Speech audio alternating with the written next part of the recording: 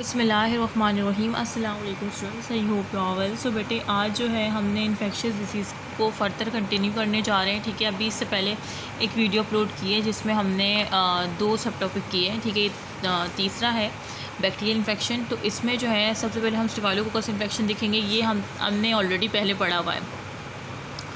ठीक है, तो इसमें स्केलेट स्किन सिंड्रोम में रिटर सिंड्रोम भी कहा जाता है और ये टॉक्सिक सिक्रेटिंग स्ट्रेन्स होते हैं स्टेफ ऑरियस के। और इस टॉक्सिन को क्या कहते हैं? एक्सफोलिएटिन कहते हैं। ठीक है, ये बात याद रखनी है आपने।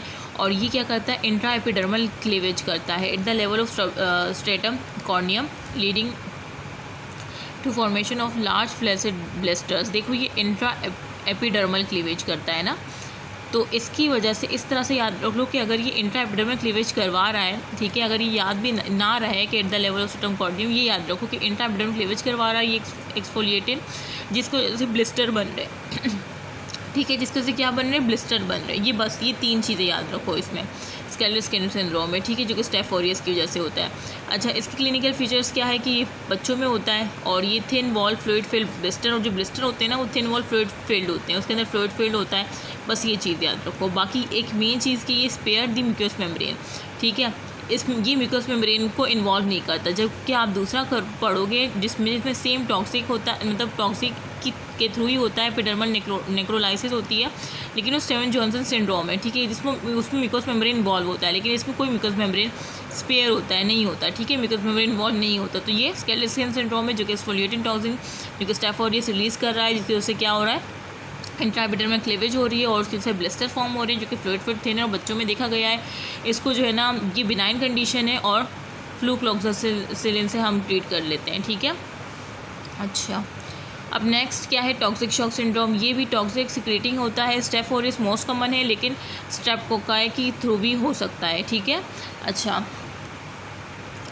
दूसरा ये वही टॉक्सिक शॉक सिंड्रोम है और ये जो है किसको ये टॉक्सिक शॉक सिंड्रोम हम पढ़ रहे हो ना, ये क्या होता है? ये एक करता है सुपर एंटीजन के तौर पर और वो फिर जाके ट्रिगर करता है CD4 T सेल्स को, और जब उसको ट्रिगर करेगा एज अ एंटीजन तो फिर क्या होगा? मैसिव साइटोकाइन रिलीज़ होंगे और फिर वो क्या होंगे? तबाही मचा देंगे, आगे वो जाने कॉलोनाइजेशन और वो कर देंगे। और ये कह रहे हैं कि किससे एसोसिएट होता है? वजाइनल कॉलोनाइजेशन और टेम्पोन यूज़ इन वुमेन। जो ख़वातीन टेम्पोन का यूज़ करती है उसमें देखा गया है। ठीक है, और बाकी इसमें सेम ये तो नॉन स्पेसिफिक फीचर है ना कि फीवर मिल जाए, हेडेक, सोर थ्रोट, ये सारी नॉन फीचर है। जो मेन फीचर है वो याद रखना कि एरिथ्रोमेटस। देखो, अभी जो इन्फेक्शियस डिसीज़ में ये नॉन स्पेसिफिक तो आपको पता ही होंगे ना कि फीवर, मिलेज, हेडेक, लेकिन इसके अलावा जो मेन चीज़ है जो डायग्नोसिस में सिनेरियो बेस में आती है, मैं सिर्फ आपको वो बताती हूँ। ठीक है, विद ट्रिक्स और मतलब नाम में ही काम डाल देती हूँ ताकि आपके लिए आसानी हो। ठीक है, बाकी आप लोग अगर पढ़ना चाहो तो खुद पढ़ सकते हो। अच्छा, बाकी अब ये क्या करते हैं? एथ्रोमेटिस ब्लैंचिंग रैश होते हैं। ठीक है, और जो कि क्या होते हैं? डिस्कॉर्मेशन ऑफ पाम्स एंड सोल्स। मतलब इस तरह से होता है कि पाम्स और सोल के से लगता है जैसे किसी ने स्किन हटा दी हो, लाइक जिस तरह छिलका उतारते हैं ना वैसे। और वो जो एथ्रोमेटिस रैश होते हैं ब्लेंचिंग लाइक होते हैं, लाइक ऑन प्रेशन ब्लेंच कर जाते हैं। ठीक है, तो इस तरह से याद रखो बस कि वो जो टॉक्सिक शॉक सिंड्रोम है वो एथ्रोमेटिस है, बस इसमें कुछ इतना खास नहीं है। बाकी हाँ, ये साथ में मल्टी सिस्टम इन्वॉल्वमेंट भी करवाता है, कार्डियक, रीनल, हेपेटिक कॉम्प्रोमाइज़ बस ये चीज़ है। तो टॉक्सिक शॉक सिंड्रोम में क्या याद रखा कि स्टेफ मोस्ट कॉमन है, स्टेप से भी होता है, और ये जो टॉक्सिक होता है ना वो क्या करता है? एंड सुपर एंटीजन के तौर पर एक्ट करता है और जाके CD4 T सेल्स को एक्टिवेट करवाता है, मैसिव साइटोकाइन रिलीज़ होते हैं, फिर उससे जो है एथ्रोमेटिस ब्लीचिंग रैश बन जाता है। बस ये याद रखो। बाकी टेम्पोन यूज़ इन वुमेन ख़वातीन में देखा गया है, साथ में ये एक्स्ट्रा मल्टी सिस्टम इन्वॉल्वमेंट भी करता है, कार्डियक, रीनल एक्सेट्रा। ठीक है, मॉडरेट 10 से 20% है। बस जो मेन चीज़ है वो मैंने बता दी दोनों में। बाकी इसका ट्रीटमेंट जो है टॉक्सिक शॉक का यही है कि aggressive fluid immediate and aggressive fluid resuscitation करो, एंटीबायोटिक दो, फ्लूक्लोजोन वेनकोमाइसिन प्लस दो या स्प्लेंडामाइसिन दे दो। ठीक है, सारी एंटीबायोटिक डाल देना। अच्छा, उसके बाद आ जाओ टाइफाइड एंड पैराटाइफाइड फीवर। तो अब ये जो टाइफाइड है ना, इसको इंटेरिक फीवर भी कहते हैं, और ये किसकी वजह से होता है? साल्मोनेला टाइफाइड या साल्मोनेला पैराटाइफाइड। ठीक है, typhoid salmonella typhoid, paratyphoid salmonella paratyphoid. अब ये इसकी ट्रिक ये है कि साले को टाइफाइड हो गया है। ठीक है, आई थिंक जो वाइफ होती है ना, उसका जो भाई होता है उसको साला, हाँ उसी को साला कहते हैं, ठीक है। तो साले को क्या हो गया है, टाइफाइड हो गया, ये याद रख लो, ठीक है। यहाँ पे शायद मैंने लिखा भी है, साले को टाइफाइड हो गया है। तो साले को हुआ है ना, तो साले को टाइफाइड हो तो इसका मतलब साल्मोनेला, ठीक है। साल्मोनेला टाइफाइड की वजह से टाइफाइड हुआ है, ठीक है। या पैराटाइफाइड साल्मोनेला पैराटाइफाइड की वजह से हुआ है, ठीक है। तो और ये मोड ऑफ ट्रांसमिशन क्या है, फीकल ओरल रूट, ये आपने याद रखना होगा कि mode of faecal oral route है। और इसमें ना एक ट्रायड याद रखना है, स्टेप लेडर फीवर होता है, इसमें एब्डोमिनल डिस्टेंशन होती है और हेडेक होता है। ये एक ट्रायड याद रखना है आपने टाइफाइड में, क्योंकि सिनेरियो में ये 3 चीज़ें अगर दे दी जाए तो आपने फिर टाइफाइड को कंसिडर करना है। इसको एंटेरिक फीवर भी कहते हैं। अब इसके ना वीक होता है कि फर्स्ट वीक में क्या है, सेकंड वीक में क्या है और थर्ड वीक में क्या देख सकता है।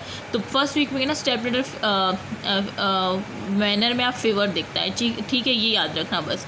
और बाकी ये सारे नॉन स्पेसिफिक है कि हेडेक, मेलेस, ये सारी चीज़ें।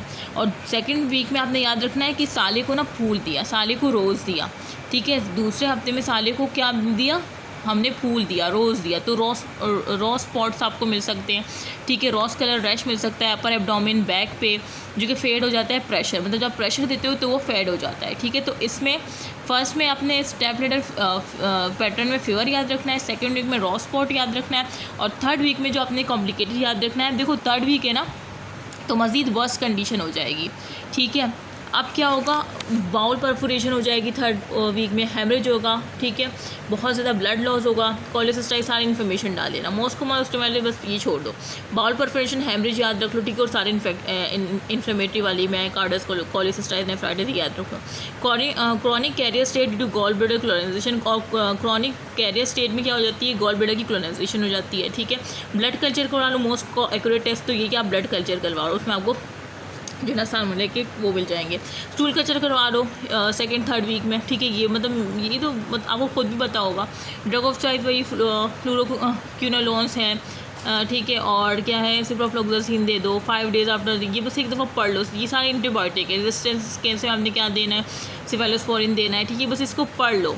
जो मेन चीज़ है टाइफाइड और पैराटाइफाइड में क्या होता है, साले को टाइफाइड हो गया है, यानी टाइफाइड साल्मोनेला टाइफाइड की वजह से होता है, या साल्मोनेला पैराटाइफाइड कॉज करता है, ठीक है। इंक्यूबेशन पीरियड याद नहीं रहता, मुझे तो याद नहीं रहता, लेकिन एक दफ़ा पढ़ लो बस। मेन चीज़ क्या है, साले को टाइफाइड, साल्मोनेला टाइफाइड की जो एंटेरिक फीवर कहते हैं, फीकल ओरल रूट होता है, और ये याद रख लो, ये ट्राइड स्टेप लेडर फिर एब्डोमिनल डिस्टेंशन और हेडेक होता है।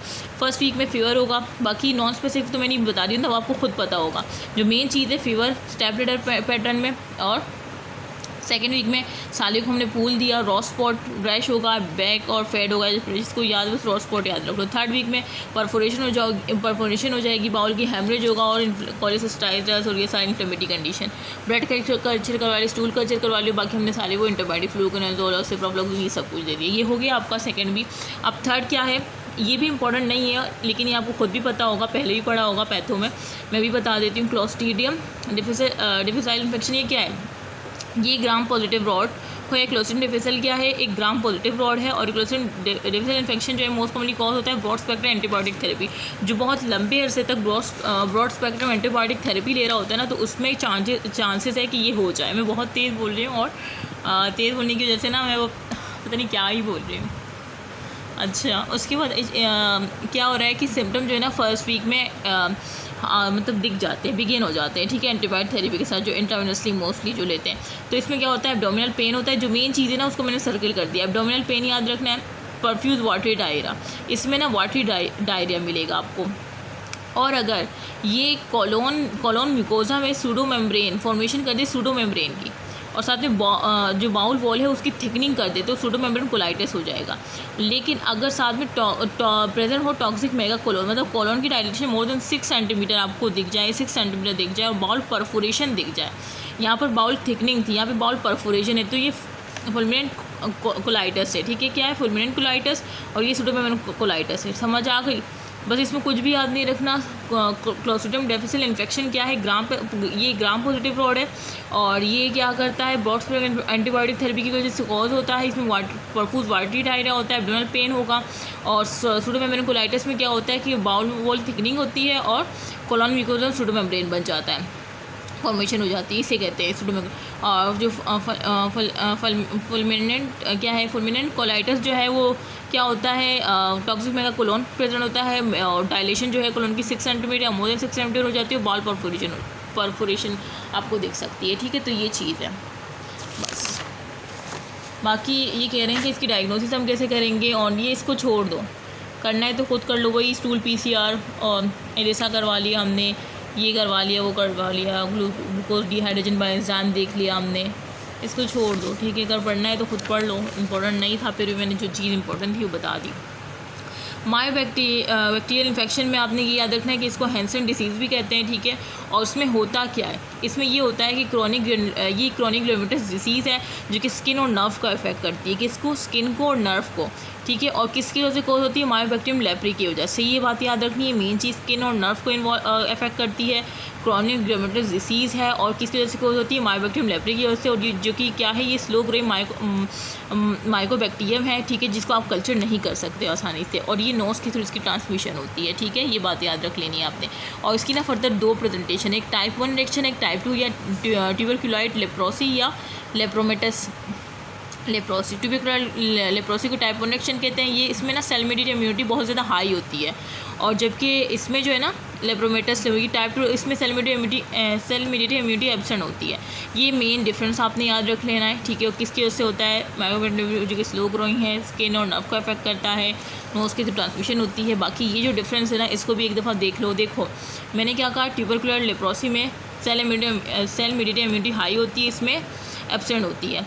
और बाकी इसमें स्किन और नर्व की जो है ना, लेप्रोमेटस में बहुत वाइडली क्या होते हैं, डिसेमिनेटेड होते हैं, जबकि इसमें 1 या 2 साइड पे होता है, ठीक है, ट्यूबरकुलोइड में। और मार्जिन इसमें पोरली डिफाइन होते हैं, इसमें वेल होते हैं। इसमें एलिवेटेड मार्जिन नेवर कॉमन होते हैं, एलिवेटेड मार्जिन। इसमें कलर मार्क होता है, इसमें स्लाइट हाइपोपिगमेंटेशन होती है।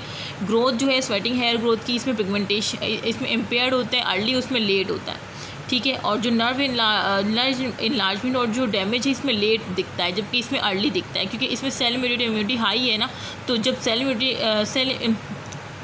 मेडिएटेड इम्यूनिटी हाई है तो इसमें चीज़ अर्ली दिखेगी, अर्ली होगा, ये लेट होगा। बेसिलाइज में मैनी होगी, इसमें एब्सेंट होगी, ये बात याद रख लेना, ठीक है। और देखो जब ये अर्ली है ना, तो ये सेल्फ लिमिटिंग है, इस तरह से याद रख लो। और ये प्रोग्रेसिव है, ठीक है। ये टाइप 1 रिएक्शन, ये टाइप 2, ये मेन चीज़ याद रखो। नेचुरल हिस्ट्री की ये सेल्फ लिमिटिंग है, और ये क्या है, प्रोग्रेसिव है। और बाकी ये अर्ली है, ये लेट है, और ये तो याद रह ही जाएगा कि इसमें सेल मेडिएटेड इम्यूनिटी जब हाई है तो हर चीज़ वेल डिफाइन होगी, मार्जिन एलिवेटेड होंगे, कलर मार्क हाइपो होगा, और इम्पेयर्ड अर्ली होगा, इसमें लेट होगा।